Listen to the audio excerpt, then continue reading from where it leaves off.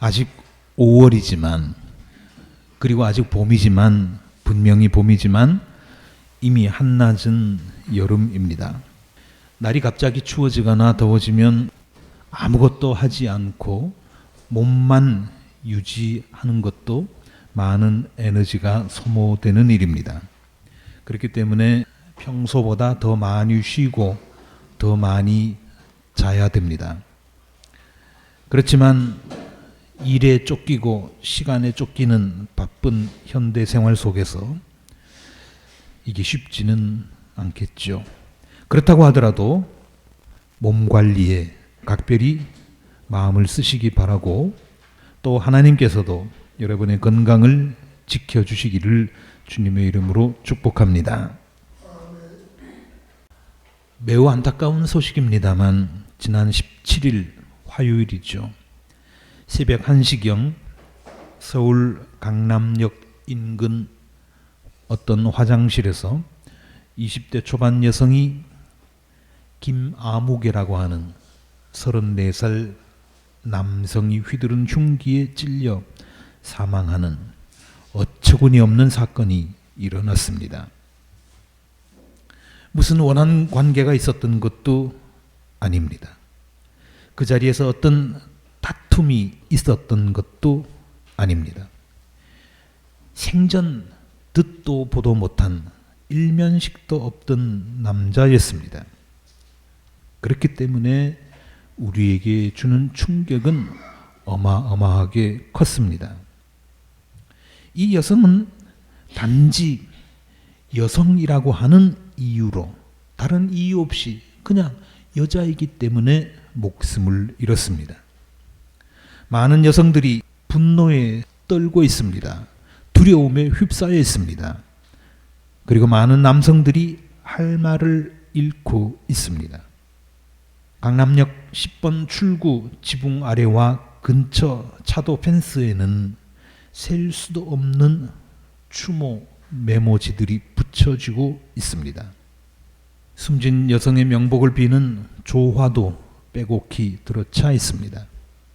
이 사건에 대해서 여기저기서 이 사람 저 사람들이 분석을 내놓고 있습니다만, 제가 생각할 때 이 사건은 우리가 사는 세상에서 하나님 나라 정신이 사라져 없어진 데서 오는 비극인 것 같습니다. 하나님 나라 정신이 사라졌기 때문에 이런 엄청난 일이 벌어졌다는 것이죠. 하나님 나라 정신이 무엇입니까?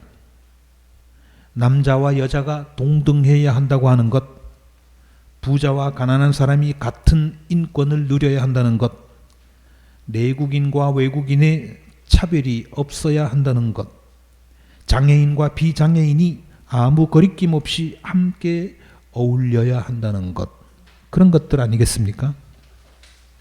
한마디로 말하자면 강자와 약자로 나뉘어지지 않는 평등한 세상을 만들자는 것입니다. 그러나 현실은 어떻습니까? 이건 좀 다른 얘기입니다만 며칠 전에 유명한 가수이자 방송인인 조아무개 씨가 갑자기 그렇게 인기 높던 라디오 방송 진행자 자리에서 하차했습니다. 이 사람이 오래전부터 화가라고 자기가 그림을 그린다고 하면서 여러 작품들을 남기기도 했는데, 최근에 무명 화가가 그린 작품들을 헐값에 사가지고 자신의 유명세를 이용해서 수십 배의 가격으로 파는 것이 들통났습니다. 보통 그림 한 장당 10만 원 남짓 그렇게 줬다고 그러는데, 실제로 자기 이름으로 사인을 해서 판 가격은 최소 300만 원에서 500만 원, 자기 입으로는 1000만 원, 2000만 원까지 호가한다고 하는 얘기도 했습니다. 한두 번도 아니고 여러 해 동안 그렇게 했다고 그럽니다. 일각에서는 현대 미술에서, 특히 설치 미술에서는 일반적으로 이루어지는 관행이라고 변명을 합니다.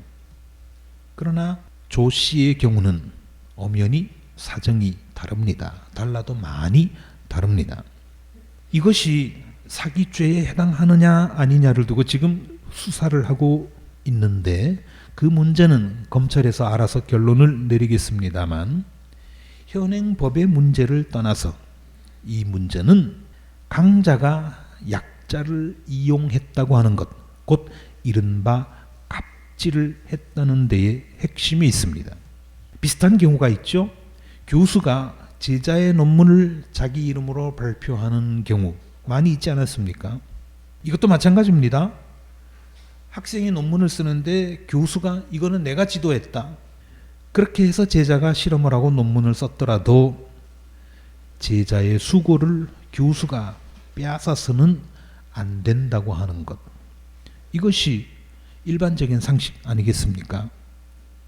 이런 것들, 남의 논문을 가지고 자기 유명세, 자기 지위를 이용해서 자기 이름으로 내는 것, 남의 그림을 갖다가 자기의 유명세를 이용해서 비싸게 팔아먹는 것, 이런 것들이 다 갑질입니다.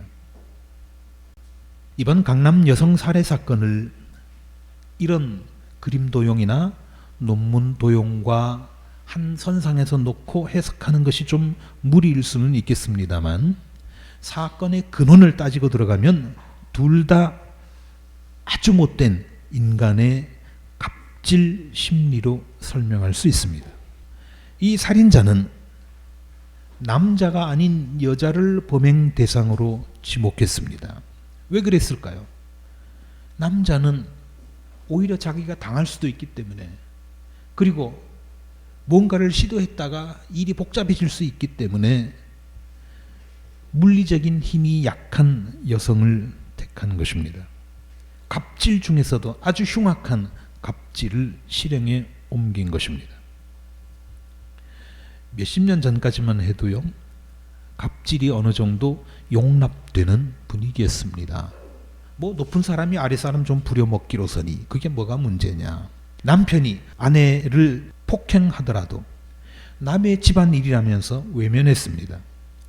부모가 자식을 때려도 지 자식 지가 때리겠다는데 내가 뭘 하면서 큰 관심을 두지 않았습니다. 그러나 이제는 세상이 바뀌었죠. 그런 짓을 하다가는 큰일이 납니다. 여기저기서 고발이 되고 있지 않습니까? 그나마 다행스러운 일이기는 합니다. 그럼에도 불구하고 아직까지 사회 구석구석에는 갑질 의식이 여전히 남아 있습니다.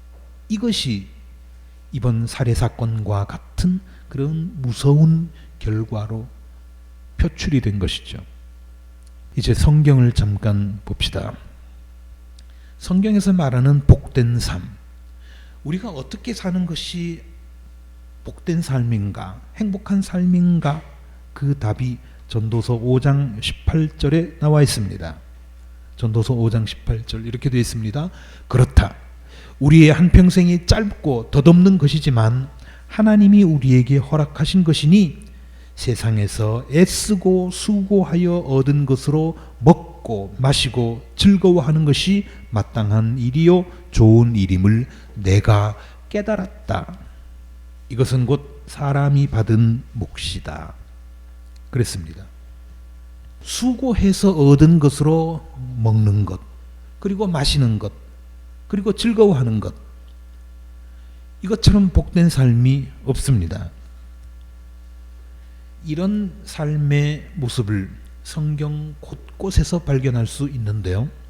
이스라엘 역사에서 가장 살기 좋았다고, 태평성대였다고 손꼽히는 솔로몬 시대를 두고 열왕기서는 이렇게 묘사합니다. 열왕기상 4장 25절 말씀입니다.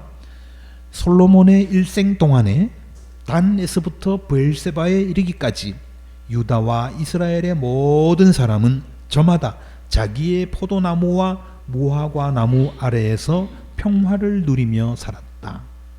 남쪽 끝에서 북쪽 끝까지 이스라엘 전국에 있는 사람들이 저마다 자기의 포도나무와 자기의 무화과 나무 아래에서 평화를 누리며 살았다. 자기가 농사를 지어서 자기가 열매를 얻고 자기가 먹으면서 평화롭게 살았다. 이겁니다. 이사야 예언자도 비슷한 얘기를 했는데요. 이사야는 앞으로 올 세상 하나님의 나라가 어떤 나라인가, 우리가 누려야 할 복지가, 복락이 어떤 것인가 하는 것을 말하면서 하나님의 나라에서는 이러이러하게 살게 될 것이다 하는 뜻으로 다음과 같이 말했습니다. 이사야서 65장 21절입니다. 집을 지은 사람들이 자기가 지은 집에 들어가서 살 것이며 포도나무를 심는 사람들이 자기가 기른 나무의 열매를 먹을 것이다. 아주 평범하죠. 이게 무슨 하나님의 나라냐, 이게 무슨 복지낙원이냐 할지 모르지만 자기가 지은 집에서 자기가 들어가 살고 자기가 농사 지은 것을 자기가 편안하게 먹을 수 있는 그런 세상, 이것이야말로 하나님의 나라입니다. 미가 예언자도 똑같은 말을 합니다. 미가서 4장 4절, 사람마다 자기 포도나무와 무화과나무 아래 앉아서 평화롭게 살 것이다. 사람마다 아무런 위협을 받지 않으면서 살 것이다. 이것은 만군의 주님께서 약속하신 것이다. 하나님께서 그렇게 약속하셨다는 겁니다. 특히 미가 예언자는 이렇게 말했습니다. 사람마다 아무런 위협을 받지 않으면서 살 것이다. 자기가 지은 집에서 들어가 살고 자기가 지은 농사의 소출을 먹고 사는데 아무런 위협을 받지 않으면서 살 것이다 라고 했습니다. 자기가 수고해서 얻은 것을 남에게 빼앗기지 않고 자유롭게 먹으면서 사는 세상, 그렇게 살면서 그 누구에게도 위협을 받지 않고 살 수 있는 세상, 이게 하나님의 나라입니다. 그렇다면 우리가 사는 지금 이곳 하나님의 나라라고 할 수 있습니까? 그 누구도 그렇다고 대답하지 못할 것입니다. 지금 약자들은, 그 가운데서도 특히 여성들은 온갖 위협에 마음을 졸이고 있을 것입니다. 그러면 어떻게 해야 됩니까? 이 땅을 하나님의 나라로 위협이 없는 세상으로 만들어야 하지 않겠습니까? 누가 해야 됩니까? 우리가 해야죠. 그리스도인들이 해야 됩니다. 그런데 참 안타깝습니다. 지금 우리나라 교회들 어떻게 가르칩니까? 세상에서 무슨 짓을 하든지 예수만 믿으면 천당 간다고 가르칩니다. 그러나 틀렸습니다. 예수님을 믿는다고 하는 것은, 우리가 예수를 믿는다고 하는 것은 죽은 다음에 염라대왕 앞에 가져갈 통과증을 얻는 일이 아닙니다. 천당으로 들어가는 출입증을 얻어가는 곳이 아니라는 겁니다. 예수님이 뭐라고 하셨습니까? 나를 따르라. 그리고 내 제자가 되어라. 그러셨습니다. 이 땅에서 하나님 나라를 만드는 일을 하라는 것입니다. 다시 말씀드립니다마는 하나님의 나라는 차별이 없는 나라입니다. 폭력이 없는 나라입니다. 갑질이 없는 나라입니다. 강자가 약자를 마음대로 다루지 않고 서로 존중하며 사는 나라입니다. 저는 이번 여성 살해 사건을 보면서 가정의 중요성, 그리고 교회의 중요성을 다시금 절절히 깨닫습니다. 사람이 말이죠, 가장 가까운 사람, 가장 사랑하는 사람의 눈치를 언제나 가장 먼저 살피게 되어 있습니다. 아마 여러분도 많이 경험해 보셨을 겁니다. 저도 그랬습니다. 밖에서 1,000마디, 1만 마디의 비난을 듣는 것보다 함께 사는 식구들에게, 그리고 함께 신앙생활을 하는 우리 교회 성도들에게 한마디 듣는 게 훨씬 더 겁이 나고 훨씬 더 무섭습니다. 갑질하면 안 된다고, 약자를 괴롭히면 안 된다고 두 눈 부릅뜨고 있는 사람과 늘 소통하면서 함께 사는 사람이라면 그 어디에서도 함부로 행동하지 못합니다. 그러나 어떻습니까? 지금은 가정이 점점 깨어지고 있습니다. 교회도 하나님이 아니라 돈 귀신에 붙잡혀서 타락해 가고 있습니다. 우리가 발벗고 나서서 바로 잡아야 됩니다. 더 처절하게 회개해야 됩니다. 더 열심히 기도해야 됩니다. 세상 모든 사람이 사망의 길이 아니라 생명의 길을 선택하도록 예수님의 정신을 전파해야 된다는 것입니다. 아무쪼록 다시는 이런 끔찍한 일이 일어나지 않기를, 그래서 모든 사람들이 하나님의 나라에서 행복하게 살 수 있게 되기를 주님의 이름으로 기원합니다.